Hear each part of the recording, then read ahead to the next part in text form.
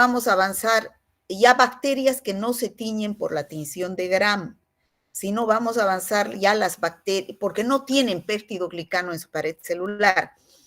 Entonces, hoy día vamos a avanzar al género Espiroquetas, al género Clamidia y al género Mycoplasma. La próxima clase vamos a avanzar el género Mycobacterium, que se tiñe con la tinción de Ciel-Nielsen. Y son las últimas clases ya de bacteriología. Para la próxima, que entren al receso y estudian, y el martes que vuelvan del receso es su segundo parcial hasta micobacterias, que vamos a avanzar la próxima clase. ¿Ya? Entonces, género Espiroquetas. Ustedes saben que las bacterias se clasifican de acuerdo a su forma en cocos, bacilos y espirilos. Entonces, aquí ya hemos avanzado los cocos, gram positivos, gram negativos, hemos avanzado los bacilos, gram positivos, gram negativos, y ahora vamos a avanzar el género Espiroquetas, es decir, los espirilos, ya que no se tiñen por la tinción de Gram. Fíjense, hay que pedir una técnica diferente al cultivo, porque se tiñen, o sea, se observan por inmunofluorescencia directa o por microscopía de campo oscuro. Estas espiroquetas son como, fíjense, no son bacilos rectos, sino son como tirabuzón. Tienen forma como tirabuzón. Entonces, esa es su morfología. Esta es una microscopía de campo oscuro. ¿Cuáles son estos géneros? Tenemos el más importante, el género Treponema, que es el que vamos a estudiar hoy, con una especie importante que es el Treponema pallidum, que produce la enfermedad llamada sífilis. Luego tenemos al género Borrelia, una especie importante, la Borrelia recurrentis, que produce una enfermedad que no es muy común en nuestro medio, que es la fiebre recurrente. Y tenemos al género Leptospira, su especie Leptospira interrogans, que produce la leptospirosis. Nosotros vamos a avanzar hoy al género Treponema, especialmente el Treponema pallidum, y la enfermedad que vamos a describir es la sífilis. Ustedes han debido escuchar, la sífilis es una infección de transmisión sexual muy conocida. Celebridades de la historia han muerto de sífilis cuando todavía no existía la penicilina como antibiótico. La penicilina es la droga de elección para el tratamiento de la sífilis. No existe resistencia a la penicilina por esta bacteria, por lo tanto, como les decía, es el antibiótico de elección, al igual que el estreptococo piógenes. Son las, podríamos decir que las únicas, creo, 2 bacterias que no tienen resistencia a la penicilina. No han producido beta-lactamasas en contra de esta bacteria. Bueno, ¿cómo se transmite la sífilis? Hablando de la epidemiología. La única fuente de infección es el ser humano, a través de 3 métodos, de 3 formas de transmisión. La más importante es la relación sexual. El 90 o más por ciento es una transmisión sexual.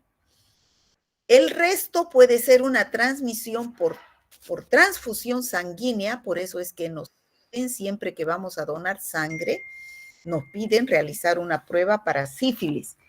Y otro porcentaje también puede ser a través de la vía congénita, ¿ya? Un minutito, por favor. No sé cómo aquí hacer el micrófono. Hola. Hola. Estoy en clases. No, estoy en clases. A la 1 recién termino. Chao, chao. Bueno. Entonces, el modo de transmisión va a ser sexual por transfusión sanguínea o por vía congénita. Es decir, una madre que tenga sífilis y esté embarazada va a pasar a su bebé por la vía transplacentaria, o sea, la única vía es sanguínea, no al pasar por el canal del parto, como hemos visto, la gonorrea, la clamidia, sino es solamente por vía sanguínea, a través de la placenta. ¿Ya? Esas son las 3 vías de transmisión de la sífilis. La sífilis es una enfermedad que puede durar toda la vida de un paciente, sin que nos demos cuenta que está con sífilis. Empieza por una sífilis primaria, evoluciona hacia una sífilis secundaria y termina en una sífilis terciaria, y de ahí la muerte del paciente. Cuando está en sífilis primaria, puede recibir tratamiento y curarse, pero si no recibe tratamiento, pueden desaparecer los signos y síntomas de una sífilis primaria y quedar en estado de latencia durante varios años, donde no tiene nada el paciente, pero sí está infectado. Y pasar a una sífilis secundaria. Aparecen los signos y síntomas de la sífilis secundaria, recibe tratamiento, se cura el paciente. No recibe tratamiento, puede evolucionar hacia una sífilis terciaria. Y si llega hacia una sífilis terciaria, el paciente ya no tiene tratamiento. Aquí es irreversible, el paciente evoluciona hacia la muerte. Entonces, ahora vamos a pasar a describir cómo evoluciona esta enfermedad. Este es la espiroqueta. La mayor transmisión es a través del acto sexual. Después de un periodo de incubación de 10 a 90 días, aparece la sífilis primaria. ¿Cómo se manifiesta clínicamente la sífilis primaria? Aparece una úlcera en los genitales externos generalmente. Ahora, esta úlcera se llama chancro. En el caso de la sífilis se llama chancro duro. Hemos visto la anterior clase que en el caso de Haemophilus ducreyi se llama chancro blando. ¿Cómo es este chancro? Se caracteriza porque esta úlcera tiene, como vemos acá, bordes definidos, levantados, no bien definidos. Ese es un chancro, que en el caso de la sífilis, al tacto es duro. En cambio, en el chancroide producido por el Haemophilus ducreyi es blando. Si este paciente, cuando está en este estado, recibe tratamiento, este paciente se puede curar. Y si no recibe tratamiento, puede quedar en un estado de latencia, como les dije anteriormente, desaparecer este chancro y evolucionar hacia una sífilis secundaria. En la sífilis secundaria aparecen unas máculas y pápulas en el cuerpo, ya no en los genitales. Esas están llenas de treponemas, al igual que el chancro tiene treponemas. Si este paciente recibe tratamiento en este estadio, puede curarse, o si no recibe tratamiento, puede evolucionar hacia una sífilis terciaria, pero puede quedar en un periodo de latencia donde el paciente no tenga ningún signo y síntoma, pero está evolucionando hacia una sífilis terciaria donde ya hay daño en otros órganos, como ser el corazón, lo más importante, el sistema nervioso. Por eso se llama neurosífilis. Entonces, vamos a pasar a describir cada uno de estas etapas. Como les decía, en la fase primaria de la sífilis aparece el chancro. Bien clarito se ve aquí el chancro de bordes definidos, levantados, ¿no? Respecto al resto de la piel del individuo. Entonces, levantados, y puede aparecer aquí una pequeña secreción que si nosotros sacamos con un hisopo y observamos al microscopio, vamos a ver los treponemas, pero es en el microscopio de campo oscuro o por inmunofluorescencia directa. Cuando el paciente está en este estadio y tiene una relación sexual, puede transmitir la infección, porque acá hay treponema pálido. Puede aparecer una o varias úlceras en los genitales. Como les decía, es redonda, de bordes definidos, no causa dolor, es indolora, puede durar 3 a 6 semanas. Recibe el paciente tratamiento y desaparece. No recibe tratamiento, igual desaparece, pero queda en estado de latencia hasta que entra una sífilis secundaria. Ahí tenemos los chancros. Pueden ser uno, o pueden ser dos, o pueden ser varios. ¿Cómo aparece la sífilis secundaria? Desaparece el chancro, queda en estado de latencia y después aparecen estas máculas que se convierten en pápulas, como vemos acá. Unas pápulas escamosas, pueden ser erosivas, que aparece en el cuerpo o aparece en la palma de las manos o en la planta de los pies. No producen prurito, son de lenta evolución, están con treponemas estas lesiones, pero también desaparecen en 2 a 12 semanas y no dejan ninguna cicatriz si el paciente recibe tratamiento. Si no recibe tratamiento, evolucionan igual, queda en periodo de latencia hasta una sífilis terciaria. En estas dos etapas, que son la sífilis primaria, donde está el chancro, y la sífilis secundaria, donde están estas máculas y pápulas, hay treponemas.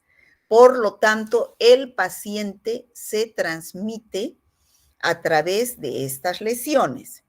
En cambio, así tenemos estas lesiones llenas de treponemas. En cambio, cuando ya pasa a la sífilis terciaria, desaparecen los síntomas de la sífilis primaria, que es el chancro, las adenopatías inguinales, y pasan a una sífilis secundaria, desaparecen esas máculas y pápulas. Sin tratamiento, queda en estado latente y puede durar años. Desde 3 hasta 30 años el paciente con su sífilis evolucionando hacia una sífilis terciaria. Luego ya empieza el daño a nivel de varios órganos, aparatos o sistemas.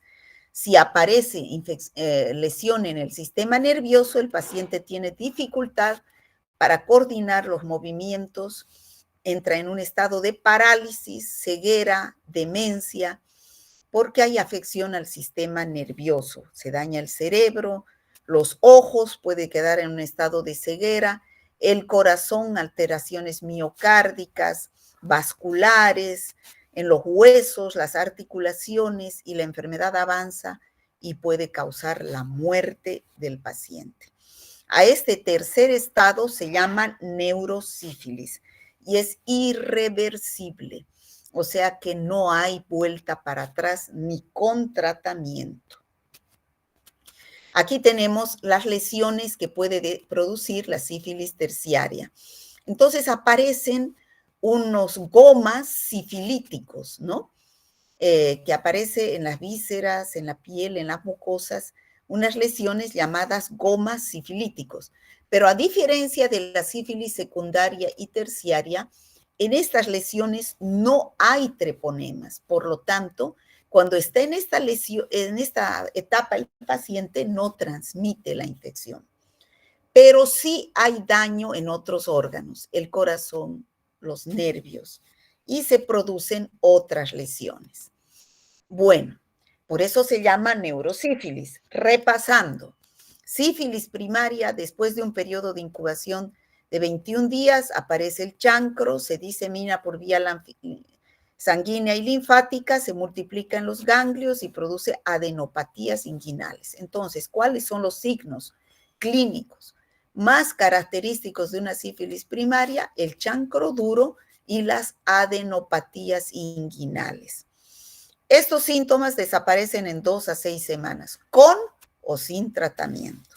Sin tratamiento puede evolucionar estas lesiones que son el chancro, que puede aparecer en los genitales, en la boca, en los labios, si es que practican el sexo oral o en el recto, ¿no? Evoluciona hacia una sífilis secundaria, que después de un periodo de latencia de la sífilis primaria, que puede ser semanas hasta 2 años, la bacteria por la sangre va hacia la piel y produce estas lesiones, que son máculas, pápulas infectantes, que con o sin tratamiento pueden desaparecer en 2 a 6 semanas. Si no hay tratamiento, entra en un periodo de latencia que puede durar desde 3 hasta 30 años, donde el paciente en este periodo de latencia no presenta ningún síntoma. Pero si se le hace un análisis de serología, va a dar positiva. Se van a encontrar anticuerpos en contra del treponema pallidum, ¿ya? Entonces, repasando, ¿qué aparece en esta sífilis terciaria? Es una lesión terciaria, es benigna cuando aparece en la piel, ¿no? Porque aparecen los gomas sifilíticos que no tienen treponemas, por lo tanto no es contagioso. Se va a los huesos, el aparato cardiovascular y el sistema nervioso. Es un periodo no contagiante, se encuentran los treponemas ya no en los tejidos. Entonces ahí tenemos una sífilis terciaria, un goma sifilítico en paladar, ¿no? Bueno, el paciente en esa neurosífilis, que es la sífilis terciaria, puede presentar síntomas nerviosos, signos nerviosos, donde va a haber alteraciones a nivel del sistema nervioso, es la neurosífilis del aparato cardiovascular y la muerte del paciente. Esa es la sífilis en las personas adultas a través de una relación sexual o a través de una transfusión sanguínea en la minoría de las veces. Pero también existe la sífilis congénita, como les decía, la transmisión de la madre a su bebé. Pero la fuente de infección es la sangre de la madre infectada que tiene los treponemas. Y a través de la vía transplacentaria únicamente a partir del 4º mes de gestación puede transmitir a su bebé. El bebé que se infecta por treponema pallidum adquiere la infección sifilítica, donde no llega a término se puede producir un aborto. Y en el caso de que pueda llegar a término, se producen los estigmas sifilíticos. ¿Qué son esos estigmas sifilíticos? Que el bebé nace con alteraciones congénitas, ¿no? Ahí tenemos algunas de las alteraciones congénitas. Vuelvo a repetir, la única vía de transmisión es a través de la sangre de la madre infectada por vía transplacentaria. Esta sífilis congénita puede ser precoz o temprana o puede ser tardía. Cuando es precoz, ¿qué signos y síntomas presenta el recién nacido? Puede presentar rinitis seropurulenta, o sea, secreción que sale por la nariz. O también puede presentar unas ampollas en la palma de las manos o en la planta de los pies o en otro lugar del cuerpo llamado pénfigo sifilítico, ¿ya? Eso es característico de una sífilis precoz, pero además puede presentar el hígado grande, es decir, hepatomegalia o esplenomegalia, el vaso grande. Aquí tenemos un recién nacido que ha nacido a las 36 semanas de embarazo, ha pesado 2,5 kilos, tiene, como vemos en la figura, gran hepatoesplenomegalia, hígado y vaso grandes y afectación al corazón. Se observan, como vemos en la figura, lesiones en la palma de las manos y la planta de los pies. A eso se llama pénfigo sifilítico. Aquí tenemos a otro recién nacido que tiene 18 días de vida y presenta la sífilis precoz con rinitis, es decir, secreción que sale por la nariz, cero hemorrágica, ¿ya? Y tiene también el pénfigo sifilítico en la planta de los pies. Pero, ¿qué sucede cuando aparece la sífilis congénita tardía? Es decir, el recién nacido no presenta ninguna signo sintomatología, sino se presentan los signos y síntomas a los 3 años o después de haber nacido. ¿Cuáles son esos estigmas sifilíticos? Tenemos a los dientes de Hutchinson. Ese es el estigma sifilítico, dientes de Hutchinson. ¿Qué significa los dientes de Hutchinson? Son unos dientes, así como vemos en la figura, como unas puntas. Algunos libros dicen como un serrucho, ¿no? Pero se llaman dientes de Hutchinson, uno de los estigmas sifilíticos. Otro estigma sifilítico es que aparecen la tibia en sable.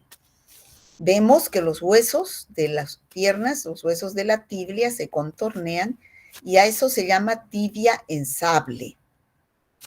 O también aparece otro estigma sifilítico, que es la nariz en silla de montar, o sea, la nariz del paciente aparece como una silla de montar. Entonces, esos serían uno de los más importantes estigmas sifilíticos de una sífilis congénita tardía, es decir, a partir de los 3 años de vida del bebé. Entonces, puede aparecer la tibia en sable, los dientes de Hutchinson y la nariz en silla de montar. ¿Cómo hago el diagnóstico de la sífilis? Ya les dije que es una bacteria que no se puede cultivar, ni tampoco se puede pedir una tinción de Gram porque no tiene peptidoglicano. Entonces hay que pedir, es una espiroqueta donde se debe pedir una inmunofluorescencia directa o microscopía de campo oscuro, donde sacamos la muestra de las lesiones donde se encuentra el treponema pallidum, como ser el chancro duro o las pápulas y máculas en el caso de la sífilis secundaria, y observar en un microscopio de campo oscuro. Vamos a ver sobre el fondo oscuro, negro, la espiroqueta moviéndose. Esa es una prueba directa, se ve directamente a la bacteria, pero es en el estadio primario y secundario. En el estadio primario no podemos pedir pruebas serológicas o indirectas porque todavía no hay formación de anticuerpos. Solamente hay una prueba directa porque solamente podemos observar la sífilis en el chancro. En el periodo secundario y terciario ya ha pasado más días, entonces ya hay formación de anticuerpos. Ahí podemos pedir las pruebas de la derecha, las pruebas serológicas. Se saca sangre al paciente y se busca anticuerpos formados por el treponema pallidum en el paciente infectado. Que estas pruebas son pruebas treponémicas y no treponémicas. Miriam. Pruebas treponémicas y no treponémicas. Tecito, por favor. Ya no da mi garganta. Pruebas treponémicas y no treponémicas. Dentro de las pruebas no treponémicas tenemos la BDRL. ¿Qué significa BDRL? La B, esto está en inglés, venereal. La D, disease, enfermedad. R, research, laboratory, investigación de laboratorio. ¿Ya? Es una prueba que se hace con antígeno no treponémico, no del treponema. En cambio, las pruebas treponémicas se hacen con antígeno del treponema pálido. Entonces, tenemos aquí al FTA-APS, al MHATP y al TPPA, ¿no? Y al RPR también tenemos. Entonces, son pruebas que buscan anticuerpos antitreponémicos. La muestra es la sangre. En cambio, aquí en la microscopía de campo oscuro, en la prueba directa, se busca el treponema. La muestra va a ser el producto de la úlcera o del chancro duro y el producto de la mácula o la pápula donde está rica en treponemas. Y vamos a ver así en el microscopio de campo oscuro o en el microscopio de inmunofluorescencia directa. Vuelvo a repetir, en el periodo primario y secundario se puede buscar el agente causal del chancro y de las máculas y pápulas a través de la microscopía de campo oscuro. En cambio, en la prueba secundaria y terciaria también ya se puede buscar anticuerpos a través de pruebas treponémicas y no treponémicas. La muestra aquí va a ser la sangre, donde vamos a buscar anticuerpos. El tratamiento de elección es la penicilina. Ya les dije, esta es un antibiótico de elección. En pacientes que no pueden recibir penicilina, macrólidos, ¿no? Como eritromicina o tetraciclinas. En pacientes alérgicos a la penicilina. Bueno, eso sería todo respecto a treponema pallidum. Pero existen también otros treponemas que no son muy comunes en nuestro medio, que son el treponemia pertenue y el treponema carateum. producen infecciones no venéreas, sino infecciones de los huesos, de los cartílagos, de la piel y partes blandas en lugares como el África, el Asia o en el Caribe. El treponema pertenue produce el pian y el treponema carateum la pinta o mal de pinto. Bueno, eso sería treponema pallidum. Algunas preguntas. El microorganismo productor de la sífilis se llama treponema pallidum. Este cuadro clínico se presenta en 3 periodos, periodo primario, secundario y terciario. ¿Cuál es la sintomatología típica del periodo primario? Es el chancro duro y las adenopatías inguinales. En el secundario son las máculas y pápulas que aparecen en todo el cuerpo, especialmente la palma de las manos y la planta de los pies. Tanto el chancro duro del primario como en el chancro, como en estas lesiones de máculas y pápulas son llenas de treponemas. Por lo tanto, se pueden investigar por método directo, que es la microscopía de campo oscuro. En el periodo terciario, la sintomatología es que ya afecta a otros órganos, especialmente el sistema nervioso, por eso se llama neurosífilis, y hay alteraciones de otros órganos como el corazón, el sistema nervioso, y aparecen los gomas sifilíticos. En este periodo no hay treponemas en las lesiones ni en los tejidos, por lo tanto, el único método para poder investigar es el método serológico o método indirecto, ¿no? ¿Cómo se diagnostica esta infección en el periodo primario? Microscopía de campo oscuro o inmunofluorescencia directa. En el secundario, microscopía de campo oscuro o inmunofluorescencia directa, pero también ya hay formación de anticuerpos. Podemos pedir una PDRL o una RPR o una FTA-APS, donde ya buscan los anticuerpos, ya no buscan a la bacteria. Y en el terciario solamente prueba indirecta, buscando anticuerpos.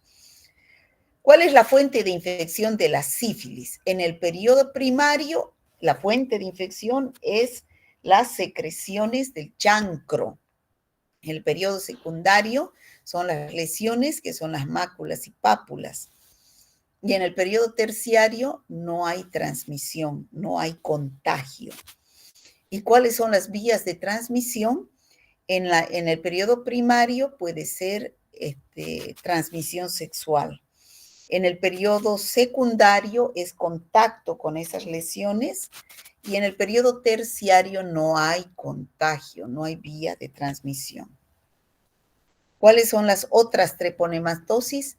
La PIAN, producida por el treponema pertenue, y la pinta, producida por el treponema carateum. Son lesiones a nivel de piel que aparecen en el África en pacientes que viven en promiscuidad. Bueno, ya hemos visto treponema pallidum. Ahora vamos a entrar a otro género, que es el género Mycoplasma. Chicos, ustedes han escuchado hablar de los micoplasmas cuando hemos avanzado infecciones respiratorias, especialmente neumonía. Porque aquí está el Mycoplasma pneumoniae, uno de los más importantes productores de neumonía atípica. Cuando hemos avanzado neumonías, hemos visto neumonía típica y atípica. La típica es la que produce tos con expectoración. Principal agente etiológico, Streptococcus pneumoniae. Neumonía atípica es tos seca. Principal agente infeccioso, Mycoplasma pneumoniae. Ya la fuente de infección son las gotitas de flujo o gotitas respiratorias. Pero también tenemos otros micoplasmas que son el hominis y el urea litimicum, que producen infecciones urogenitales, o sea, infecciones de transmisión sexual. Estos 3 son los micoplasmas patógenos, pero existen otros micoplasmas que pueden ser saprófitos o ser parte de nuestra microbiota. Entonces, primero vamos a estudiar al Mycoplasma pneumoniae, que puede producir 3 tipos de cuadros clínicos a diferentes niveles. Ya dijimos que es el principal representante que produce la neumonía atípica. donde al ser atípica el paciente no va a tener expectoración, por lo tanto, no podemos cultivar a la bacteria ni observar a la bacteria. Entonces, ¿cuál es el método con el cual podemos hacer diagnóstico? La epidemiología de la infección, es decir, la clínica de la infección, es decir, tos seca, disnea, fiebre, y que el paciente no responda a la penicilina, pensando que es una neumonía típica, damos penicilina, pero el paciente no responde. Entonces, al no tener estas bacterias pared celular, no sirve los antibióticos beta-lactámicos, no responde al tratamiento con beta-lactámicos. Entonces, después de un periodo de incubación de 1 a 3 semanas, el paciente presenta fiebre, tos seca, puede aparecer dolor de cabeza, ¿no? Pero es una enfermedad benigna que se hace crónica. Esa es la neumonía atípica.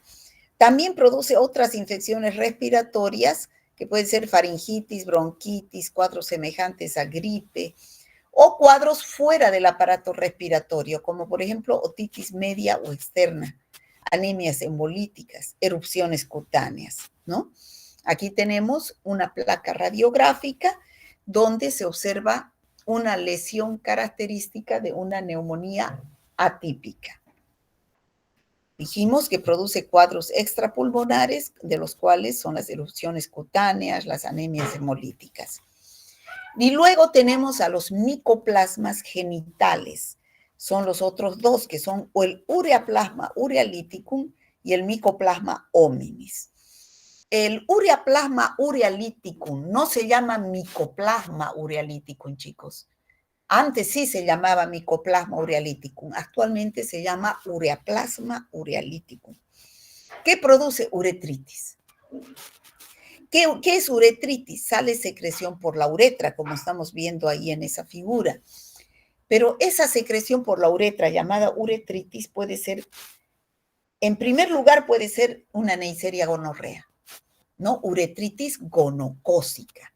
Pero si pedimos al laboratorio que nos haga un análisis y el laboratorio nos dice no hay Neisseria gonorrea, vamos a pensar en una uretritis no gonocócica, es decir, no producida por Neisseria gonorrea, sino puede ser Clamidia trachomatis, que vamos a ver a continuación, o Ureaplasma urealyticum.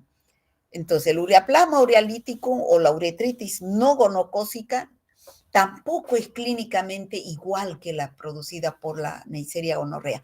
En el caso de la Neisseria gonorrea, esa secreción es abundante, así como la leche condensada. En el caso de la uretritis no gonocócica producida por ureaplasma y por Clamidia trachomatis, es así medio transparente, ¿no? Y no es abundante. Y también tenemos al micoplasma hominis, que produce afecciones genitales como salpingitis, que es una inflamación de las trompas en la mujer, o pelviperitonitis, que puede llevar a la esterilidad. Luego tenemos las prostatitis crónicas en el hombre. En la mujer ya hemos dicho la cervicitis, que puede llevar a la esterilidad. O pueden nacer los niños con aborto, o sea, no nacer los niños, o sea, se producen abortos o nacer con bajo peso. El tratamiento, al ser bacterias que no tienen pared celular, no se puede usar betalactámicos, son sensibles a las tetraciclinas, a los macrólidos, en el caso de la Mycoplasma pneumoniae, a la espectronimicina, en el Mycoplasma hominis y Ureaplasma urealyticum. Hablando de la epidemiología y prevención de estas enfermedades, en el caso de que sea una neumonía atípica producida por Mycoplasma pneumoniae, su distribución es mundial, hay en todo el mundo, y la transmisión es a través de las gotitas de fluge de un hombre enfermo al toser, hablar, entonces va a pasar al hombre sano por contacto con la vía aérea. Existe la vacuna, se da por vía intramuscular. Bueno, eso sería micoplasma. Ahora vamos a entrar al último género, que es el género clamidia. Como vemos, el género clamidia, chicos, es una bacteria intracelular, igual que los virus. No puede vivir fuera de una célula. Tiene que ingresar al organismo dentro de una célula. Por eso se pensaba que antes que era un virus, pero después se vio que tenía todo el funcionamiento de una bacteria, solamente que igual que los virus es intracelular, depende de una célula, sobre todo la forma infectante. Entonces, estas clamidias son células procariotas, bacterias que son intracelulares estrictos. Se presentan bajo dos formas, la intracelular, que es la forma infectante que nos interesa, llamado corpúsculo reticulado o inicial, y luego tenemos el corpúsculo elemental, que es el extracelular, pero ese no es infectante, ¿ya? Ahí tenemos al intracelular, que es reticulado, es la forma infectante, y al extracelular, que no es infectante. Entonces, ¿qué especies de clamidia tenemos? Dos, clamidia psittacea y clamidia trachomatis. La clamidia psittacea es la que produce la neumonía, llamada también citacosis u ornitosis, ¿ya?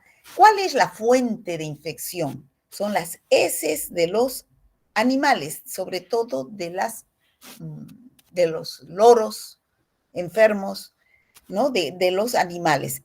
Los animales, las palomas, a través de sus heces, eliminan a la bacteria, estas heces se secan y son llevadas por el viento, por el aire, hacia la vía respiratoria y pueden adquirir la infección. En cambio, la más conocida es la clamidia trachomatis, que produce infecciones conjuntivales y genitales. Aquí está más claro que podamos explicar a la clamidia trachomatis. Tiene 15 serotipos, o sea, hay 15 clases de clamidia trachomatis, genéticamente hablando. Debido a que tiene 15 clases de clamidia trachomatis, algunas producen infecciones oculares, otras infecciones neonatales, otras infecciones en genitales.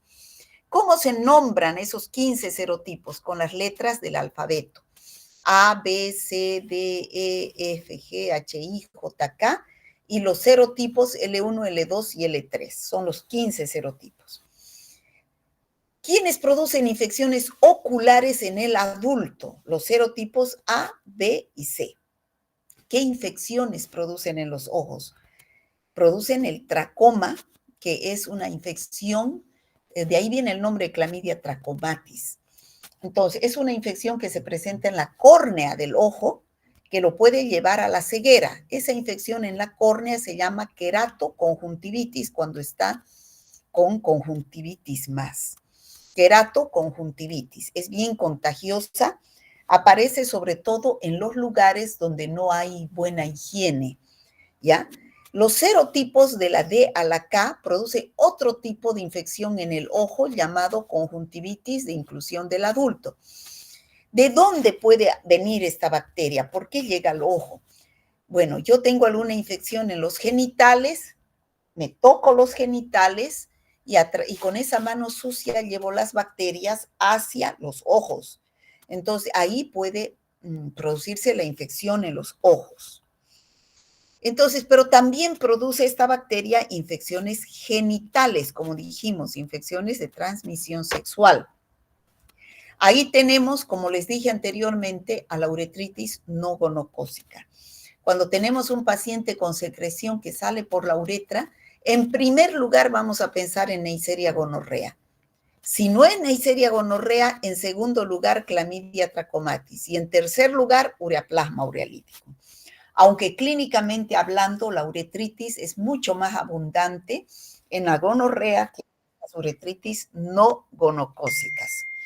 También en la mujer produce cervicitis, produce linfogranuloma venéreo, los serotipos L1, L2 y L3, que es una pápula ulcerosa, indolora, donde hay los ganglios que se infartan, los ganglios inguinales, ahorita vamos a ver, el linfogranuloma venéreo, y pueden reventar, se abren al exterior. Bueno, esas son las infecciones de transmisión sexual en los adultos. ¿Qué infecciones se producen en los neonatos de madre que tiene con alguna infección por clamidia trachomatis? Si la madre tiene infección por Clamidia trachomatis, ¿dónde va a estar localizada la bacteria? En el cérvix, en el cuello de útero. Si ese bebé nace por parto, entonces va a ponerse en contacto con esas clamidias que están en el cuello de útero y se pueden infectar los ojitos produciendo una conjuntivitis neonatal. Lo mismo que la Neisseria gonorrea. Por eso que a los recién nacidos por parto se debe poner colirio a los ojos con antibiótico. Segundo cuadro que puede producir la Clamidia trachomatis, la neumonía intersticial y bilateral del lactante. Generalmente aparece secundario a una conjuntivitis. El paciente primero aparece con una conjuntivitis y después la bacteria se va al pulmón y se complica con una neumonía intersticial y bilateral del lactante. Esos son los tres tipos de localizaciones donde puede afectar la Clamidia trachomatis: conjuntivitis, uretritis no gonocócica, el tracoma producido por la bacteria en condiciones de falta de higiene, es la infección de la córnea, esa es la uretritis no gonocócica, y ahí tenemos el linfogranuloma venéreo producido por los serotipos L1, L2 y L3, donde se inflaman, fíjense, los ganglios inguinales y se pueden abrir al exterior, ¿no? Ese es el linfogranuloma venéreo. Aquí tenemos la conjuntivitis, el linfogranuloma venéreo con las adenopatías, ¿no? Cuando veamos a un paciente con líquido que salga por la uretra, es una uretritis, que puede ser gonocócica y no gonocócica. Gonocócica cuando es producida por Neisseria gonorrea, que es un diplococo gram negativo, que vimos en la anterior clase, o no gonocócica, producida en primer lugar por clamidia o por ureaplasma urealítico. Ahí tenemos.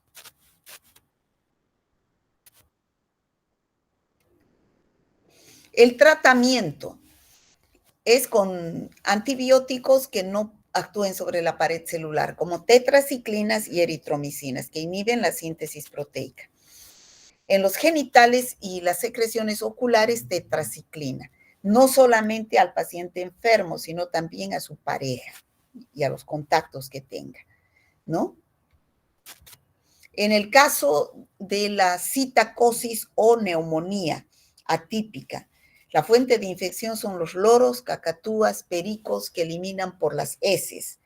Estas heces se secan en el ambiente y eliminan a la bacteria que por vía respiratoria llega al hombre y se produce la neumonía atípica.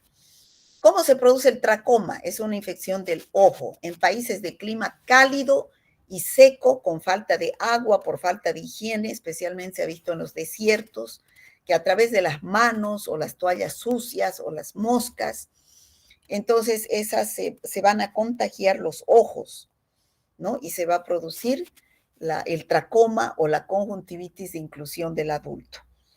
Luego tenemos el linfogranuloma venéreo producido por los serotipos L1, L2 y L3, donde aparece, es una infección de transmisión sexual, donde aparecen los ganglios inguinales reventados. Y luego tenemos en el neonato la conjuntivitis de inclusión del adulto y la neumonía intersticial y bilateral del lactante. Es por contacto directo o indirecto, a través de una conjuntivitis de inclusión o a través de un contacto sexual. Preguntas. ¿Cuáles microorganismos del género Mycoplasma son patógenos para el hombre? El Mycoplasma pneumoniae, que produce la neumonía atípica. El Mycoplasma hominis, que produce infecciones de transmisión sexual como salpingitis, endometritis. Y luego tenemos al Ureaplasma urealyticum, que produce la uretritis no gonocócica principalmente. Bueno, ¿cuáles son los cuadros clínicos producidos por la Mycoplasma pneumoniae? La neumonía atípica. Luego tenemos las infecciones que no son respiratorias, por ejemplo, del oído medio, oído externo. Luego tenemos las infecciones fuera del aparato respiratorio, como las anemias hemolíticas y las lesiones en piel y tejido blando. ¿Cuáles son los cuadros clínicos producidos por Mycoplasma pneumoniae? Entonces, ya hemos dicho cuáles son las dos formas celulares que puede presentar el género clamidia. Tenemos la clamidia psittaci o clamidia pneumoniae y la clamidia trachomatis. Nombre de las especies patógenas: clamidia psittaci, clamidia trachomatis. ¿Cuáles son las infecciones oculares que produce la clamidia trachomatis? En el adulto, el tracoma y la conjuntivitis de inclusión del adulto, que generalmente la fuente de infección son las secreciones genitales y por falta de higiene llega a los ojos. Y las neonatales son la conjuntivitis neonatal, que al pasar por el canal del parto y la madre con cervicitis por no gonocócica, o sea, producida por clamidia, se pone en contacto con los ojitos del bebé. Y los genitales tenemos a la uretritis no gonocócica, luego tenemos a la cervicitis en la mujer, la salpingitis, la pelviperitonitis, que pueden llevar a la esterilidad. ¿Cuál es la vía de transmisión del linfogranuloma venéreo? Es la vía sexual, ¿no? La vía sexual. ¿En qué condiciones se presentan infecciones como el tracoma? Falta de condiciones higiénicas. ¿Y cómo se produce la transmisión? Por contacto, ¿no? De manos sucias, toallas sucias o a través de las moscas. Bueno, chicos, eso sería todo lo que quería decirles hasta hoy. Muchas gracias. Si tienen una pregunta.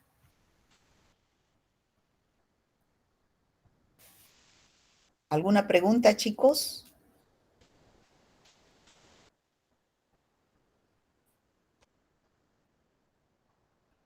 Bueno, entonces hasta aquí hemos estudiado todas las bacterias que producen infecciones de transmisión sexual, ya que creo que la próxima clase vamos a avanzar infecciones genitales, ¿ya? Entonces están todos la Neisseria gonorrea, el Mycoplasma hominis, Ureaplasma urealyticum, Clamidia trachomatis, hemos avanzado la Haemophilus ducreyi. Bueno, de las bacterias casi todas las hemos avanzado, ¿ya? Y la próxima clase solamente nos falta Mycoplasma, o que es el género Mycobacterium. Y entran a su receso y después volvemos a dar el examen. Bueno, terminé con mi garganta que ya no da más.